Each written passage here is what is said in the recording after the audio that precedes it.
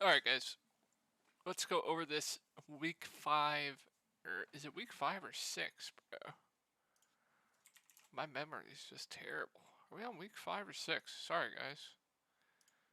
We are on week 6. Alright. If you're new to here and you're watching this on YouTube, please make sure you come over to the subreddit, DFS Sports subreddit, where I'll have NFL videos for every slate. NBA is coming up on Tuesday, which is my best sport. So please, please, please make sure you come over here. My username is Shuck_Dash. I make posts here for every main slate. We'll have posts here every day for NBA as well coming up on Tuesday. You can ask me whatever you want. I will always answer you. Message me, comment on the post. If you have any questions, I'll always answer your questions. If you don't want to get a hold of me on Reddit, you can get a hold of me on Twitter at ToryLangley1992. Other one, this is my ROI since NFL has started with NBA preseason as well. Obviously, this is not sustainable. It's just not. But we've been running hot. Sorry, I just dropped some water on my keyboard. Let me wipe it off. Alright, so I forget if I did a lineup review for you guys, but I'll always review my lineups for the week for you guys. I think that's a huge part that I don't think enough or a lot of people do, which is unfortunate because if you're putting out content, I do believe you should be showing your results. So I think that is very important to me. So GPPs did not go well. Just too much of the chalk hit. I wouldn't have played James Robinson at this ownership. I thought he was going to be like 10% owned or sub 10% owned. And then I see, and he's literally 23.5% owned. I'm like, oh boy, I think I made a mistake here. And he just completely mega busted. So I went to Tom Brady stacks. I like the spot against Atlanta. I like getting off some of the. I played Josh Allen in GPPs. Usually I don't eat the chalk in GPPs. I play Josh Allen in cash, sorry, but usually I don't eat the chalk in GPPs. But I felt like the Tom Brady stacks were just way too cheap, and it was really hard for me to get off them. Might have been a mistake there, but yeah. And I usually don't play chalk defenses either, but the Cowboys just made too much sense with how bad the Rams have been, especially with Stafford just getting sacked a million times a game. So usually don't play chalk defenses in GPPs. It's definitely minus EV with how variant that position is. But I felt like that was a situation where it was okay eating the chalk defense. But yeah, GPPs missed. Cash games as usual hit.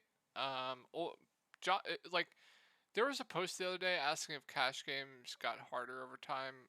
Definitely they have. But look at this. Josh Allen was sub 30%. Tyler Lockett, where's Tyler? He was 48%. Christian Kirk was only 22%. Alvin Kamara, only 40%. So yeah, the edge in cash is definitely still there, guys. Trust me. And then I binked an NBA GPP, basically on the last night of the NBA preseason. So just wanted to show this. NBA will be here on Tuesday, so can't wait for that. Had a ton of success with NBA last season. So if you don't know what I'm going to do here, I'm just basically going to go over the top stacks that I like. I'm going to go over cash, and then I'll go over what you should be doing this week for leverage, and what most of the field will be doing, and what you should be doing to get different in tournaments. So, I mean, for cash games, I don't really think I'm considering another quarterback outside Josh Allen. I think if you're playing cash right now, you just play Josh Allen, the one of the highest total games on the slate. You don't have to worry about ownership in cash. Just play the best plays. Right now, Josh Allen is clearly the best play on the slate at quarterback. So I think this is pretty easy here. I don't think I have to tell you guys why. I think Josh Allen, you just plug and play him for cash. Now for running back, you're gonna want to pay down this week, and the highest price you'll probably go is Ramondre Stevenson at $6,000. I think it's assuming Damian Harris is out, which we don't know if he'll be out, but I'm not expecting him to play. I'm projecting him to be out right now. Why did that do that? So that means Ramondre Stevenson's going to go into that role that he had last week, and he get like bell cow work, 75% of the snaps. He will be involved in the passing game as well.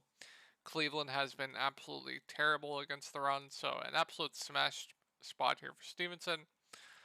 Going to be extremely hard to fade him. So if I'll just give you an early core right now.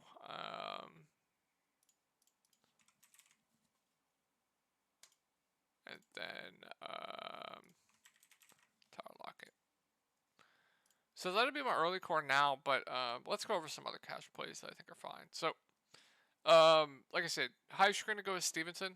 And then I think Brees Hall's fine. Has been the number one of late over Michael Carter. Has been getting extremely unlucky, falling down at the 1 yard line and getting vultured by Michael Carter. But I think Brees Hall's fine. Probably my least favorite cash running back that I'm going to go over here.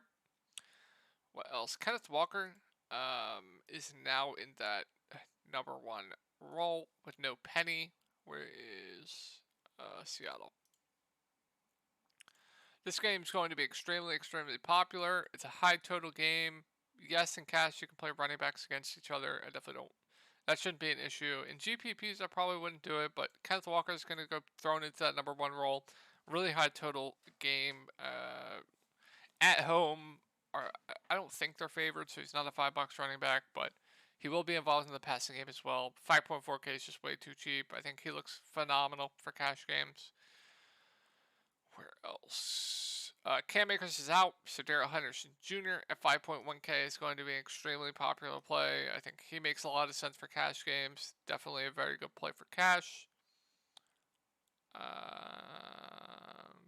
then I wrote down.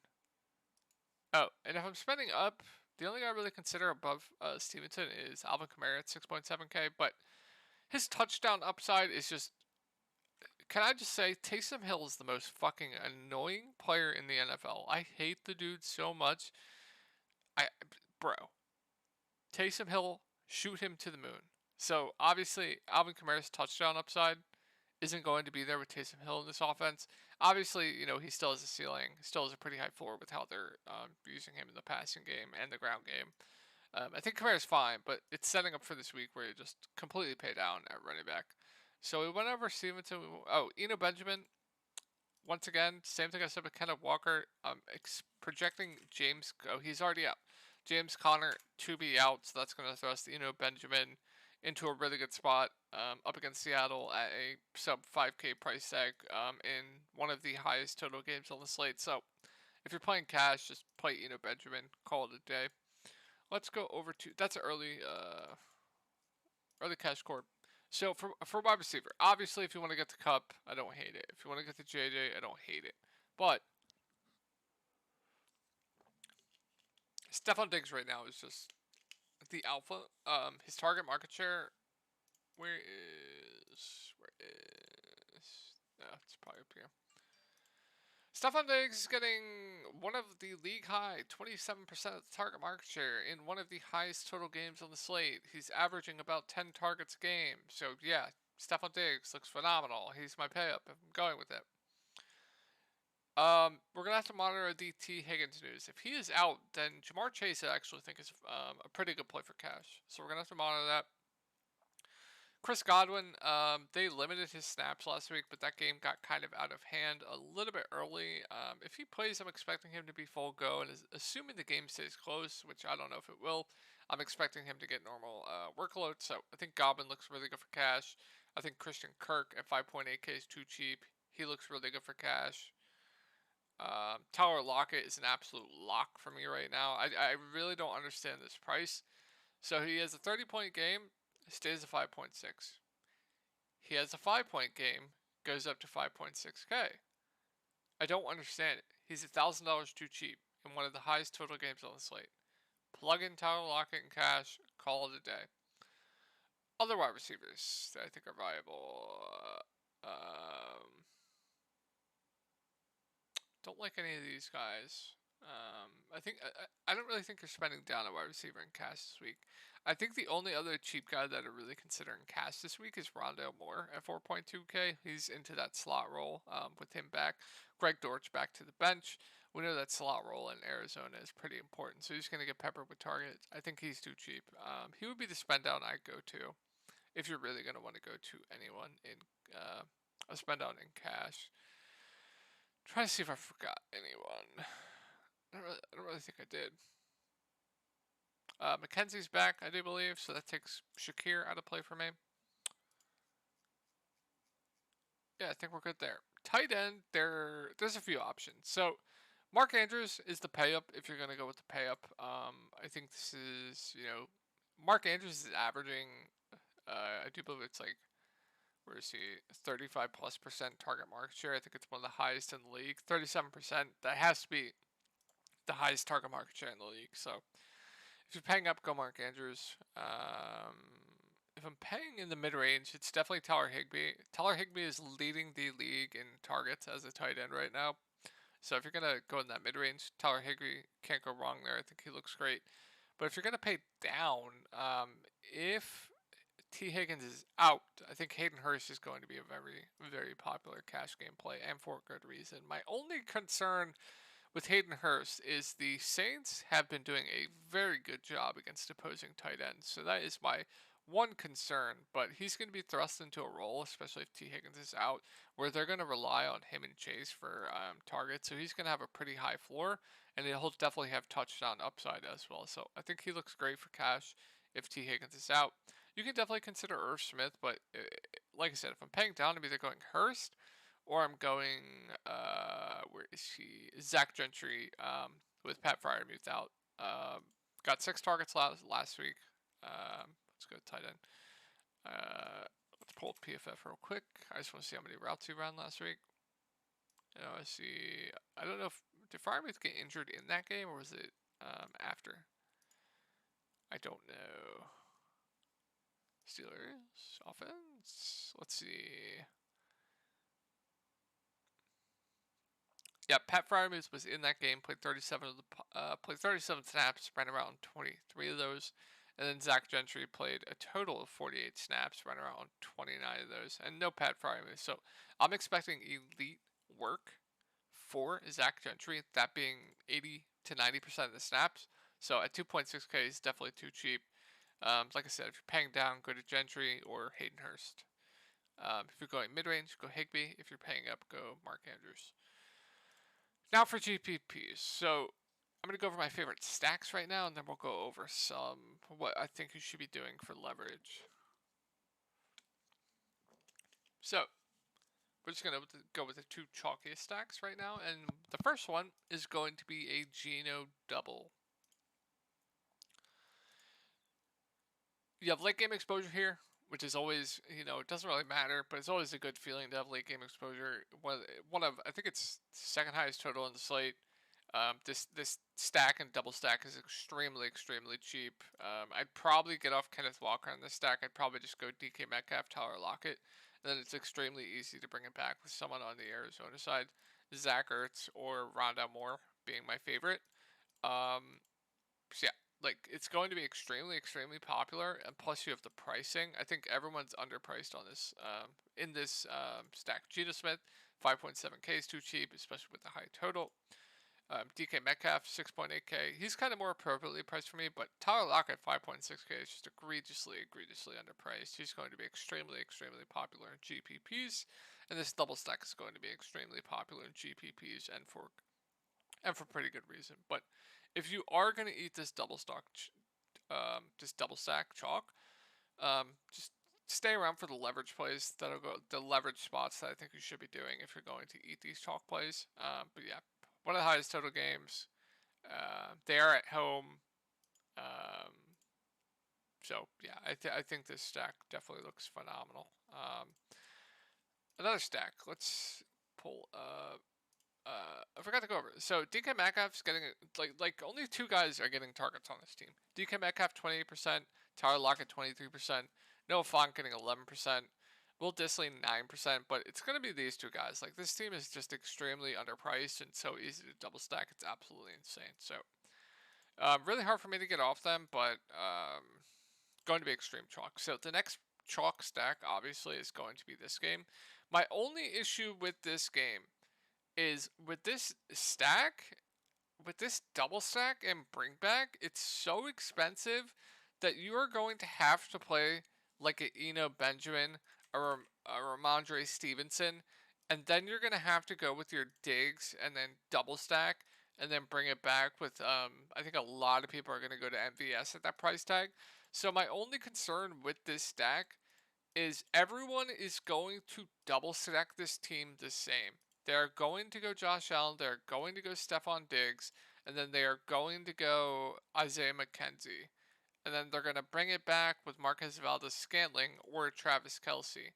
So that's my only issue with these Buffalo stacks is you're going to have a ton of dupes and GPPs because it just costs way too money to double stack this game. So you're going to have to just eat the chalk running backs that are cheap, and you're going to have to go to those like cheap chalk wide receiver like Rondell Moore and a cheap chalk tight end like Gentry, Hayden Hurst. So that's my only issue with this stack. But, two of the best offenses in the league going up against each other um, is just a recipe for an absolute shootout. So, yeah, I think this stack looks phenomenal. My only concern is it's going to be way over owned. And on top of that, everyone is going to have the same double stack and bring back with the same running back. So that is the downside to that. So Stephon Diggs getting a 27% target market share.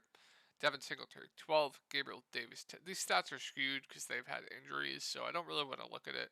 But if you're playing Josh Allen, you literally, obviously, you just play Stephon Diggs. Jamison Crowder is out. Isaiah McKenzie is back, so that's going to leave Isaiah McKenzie to have the slot role at $5,000. And we've seen him with Jamison Crowder healthy get a ton of work. So now he's going to have that slot role to himself. So I think McKenzie at 5K is too cheap. Diggs McKenzie would be my primary double for this team, but I will say Dawson Knox at 3.4K is a little bit underpriced as well. So if everyone's going to go to McKenzie and Diggs, maybe I'll go to Diggs and Dawson Knox. And it's extremely easy to just put Marcus Valdez-Scantling in, who I think will be an extremely popular bring back option for this game, just because he's way too cheap. Has that big playability as well. We'll get those air yards, so has a pretty high floor at this price tag with an extremely high ceiling. So, yeah, that's game. Love the stack, but there are some downsides to it. The next stack I'm going to do. So, if everyone's just going to be on Josh Allen, why not go to Patrick Mahomes? This is kind of a GPP mindset here, so I wouldn't consider any of the running backs to stack with Mahomes. But let's take a look at the target market share. Travis Kelce getting 28.4%, Juju getting 22.5%, CH getting 12%, McCole Hardman getting 12%, and you can't really look at this because there have been injuries. But yeah, MVS just stands out to me in this stack. If I'm stacking, I'm going a double with MVS and Travis Kelce. Travis Kelce, you're going to be paying up to be contrarian this week. I think a lot of people are going to play Mark Andrews. Once again, I don't have to say this has the highest total on the slate. Going to be a shootout. Late game exposure as well. So if everyone's going to go to Josh Allen, why not just go to Patrick Mahomes? And then what that does is that allows you to get to different bring back options. So you're not going to have the money to get to Stephon Diggs in this. So what you could do is just I don't suggest playing double tight end, but I think that's viable. Or you can go to Gabe Davis. That would be my preferred double stack and bring back for Patrick Mahomes because I don't think Gabe Davis is going to be clicked on too much. I think it's going to be Isaiah McKenzie and MVS as the two cheap guys for these stacks. So love Patrick Mahomes for GPPs. The next stack is going to be Arizona stack. The same thing I said about Buffalo and KC. If everyone's going to go Geno Smith, why not just go to the other side of this game? You can consider Eno Benjamin in this double because he is too cheap. I definitely would consider that. But we know where the ball is going on this team. It's going to three guys. Let's take a look. Marquise Brown is getting 26.8% of the target market share. Zach Ertz 20. Rondo Moore I would expect to be in that 20% range. Obviously he's been injured, so Rondo Moore 4.2K is a glaring value on the slate. This price tag's just way too cheap. Phenomenal game environment. Highest totals, one of the highest totals on the slate. If I'm playing Kyler Murray, I'm double stacking him with Rondo Moore. It's just way too cheap for me. And then this is probably my preferred double. I don't think Zach Ertz is going to get a lot of ownership. So if you're going Kyler Murray double stacks, this is my preferred option. And what this does is it allows you to play Tyler Lockett, and then it's so cheap with Rondo Moore and Zach Ertz that you can pay up at running back to be contrarian. Nobody is going to click any of these guys above 6.9k. So what this stack does with Rondo Moore and Zach Ertz, it allows you to pay up to be contrarian at running back, where nobody is going to play those guys. So Kyler Murray, definitely a solid stack on this game. And I absolutely love Tom Brady stacks this week. Right now, Tom Brady is projecting for under 10% ownership, and I understand why, but it's just absolutely too low. The Pittsburgh Steelers are missing their top 3 cornerbacks. We just saw what Josh Allen did to them last week. This is a phenomenal spot for Tom Brady, and I will be all over Tom Brady in tournaments. I absolutely love this stack for GPPs. I do think people will catch on to it, and the ownership might go up. But it's such a good spot here against Pittsburgh with 3 of the best corners out. I absolutely love this stack. The target market shares are just dumb, but I will include Leonard Fournette in this grouping with Tom Brady with his usage in the passing game. We saw him getting reception touchdowns the past 2 weeks in a row. His usage right now is one of the best in the league. When we're looking for running backs with usage, we're not looking for a bunch of carries on the ground. We're looking for 10 to 15 carries on the ground and 5 to 7 targets. What Leonard Fournette is doing right now is surpassing that by a ton. Going to be low owned as well. So I would include Leonard Fournette, but I'm assuming Godwin to be completely full go here. So my doubles are going to just include Mike Evans, Chris Godwin. And then if I'm bringing it back with anyone, I think Pickens is too cheap. Pickett has been extremely locked and loaded on George Pickens since he has taken over the quarterback role for these Steelers, and I think he has a pretty high floor and ceiling.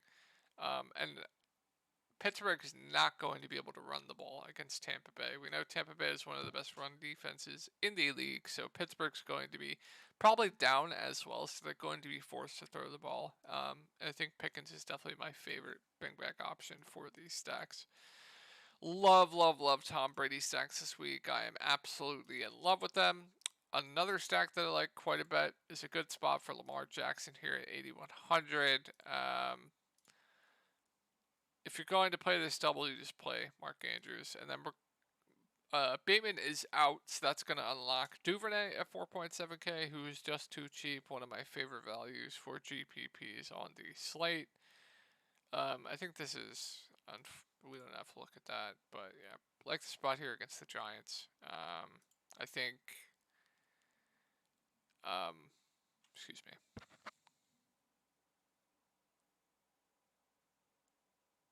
What the fuck? I think this stack is just going to go extremely underowned. I do. Bringing it back with anyone. It's probably going to be Slayton at 3.8k, who I actually think is a pretty good value play on this slate. I don't think he's cash viable, but I definitely do think he's a pretty good value. And then the last stack that I think is going completely underowned is, where's LA Ram stacks? LA Ram stacks. Now, the Panthers D is going to be extreme chalk in GPPs. So what do? You play Matthew Stafford stacks. If they go for 40, Carolina defense is probably having a bad game. So I just closed the target market share. But the Carolina Panthers play a lot of zone. Allen Robinson is terrible. Terrible against zone. Terrible. I'm pretty sure Buffalo plays a lot of zone. Terrible against zone. Someone correct me if I'm wrong in that. So, Cooper Kupp, as I mentioned earlier, Tyler Higbee's averaging the most targets for a tight end as of right now. So, those two guys, absolutely love. And then, probably just throwing DJ Moore in there. But yeah, I think this stack's going egregiously under. Let's go over some leverage plays. So we obviously know what everyone's going to be doing. We know everyone's going to be playing Josh Allen. We know everyone's going to be playing Geno Smith. So play one of the stacks that I went over. You can eat that chalk, that's fine. But what that's going to do is everyone's going to be on the same running backs. Everyone's going to be on Eno. Everyone's going to be on Kenneth Walker. Everyone's going to be on Stevenson. Some people will be on Kamara. It's just extremely easy to get different in GPPs this week. You know what you do? You play a stack, and you play like Nick Chubb. You play Saquon Barkley. You play Aaron Jones. That's how you get different this week. It's not hard. It's really, really not hard. I think this is a very, very good GPP week in my opinion. It's just not hard to get different at all. The chalk is the chalk for a reason, and the chalk is so straightforward this week. It's just so easy to get different. So I love GPPs this week. Cash is going to be difficult since everyone's going to have the same lineup, but pay up at running back, pay up to be contrarian. Nobody's going to click Travis Kelce's name. Everyone's going to click Higbee. Everyone's going to click Hurst if T. Higgins is out. Everyone's just going to click Mark Andrews. Go to Travis Kelce. Pay up to be contrarian in spots. You know what people are going to do for wide receiver? They're going to go to this mid-range. They're going to go to Godwin. They're going to go to Kirk. They're going to go to Lockett. They're going to go to DK Metcalf. You know what you do? You pay up at running back and you go to wide receiver value. So let's go over some wide receiver value. You have Duvernay, who I think is solid. You have Rondale Moore, who I think is solid. You have Agnew, who I think is fine. You have Darius Slayton, who I think is a good value play. You have there's tons of fine value. You have MVS, who I think is way too cheap. Alec Pierce, solid. Just there's a lot of wide receiver value on the slate, and nobody's going to click on them. So you can easily pay up at running back. I don't think I'd go to this 3K range though. Outside of like a Jamal Agnew. So yeah, I think that's it, guys. I hope you enjoyed this. I'll give you my cash core once again so you don't forget. It's going to be Eno. It's going to be Ramondre. It's going to be Josh Allen. It's going to be Tyler Lockett. And then you know what? I'll give you 5. We'll stick with 4. Because I'm not sure if I'm going to have the same other spots. Maybe I throw Diggs in there. There you go. 5. But hope you guys had a good night, and I will talk to you guys tomorrow.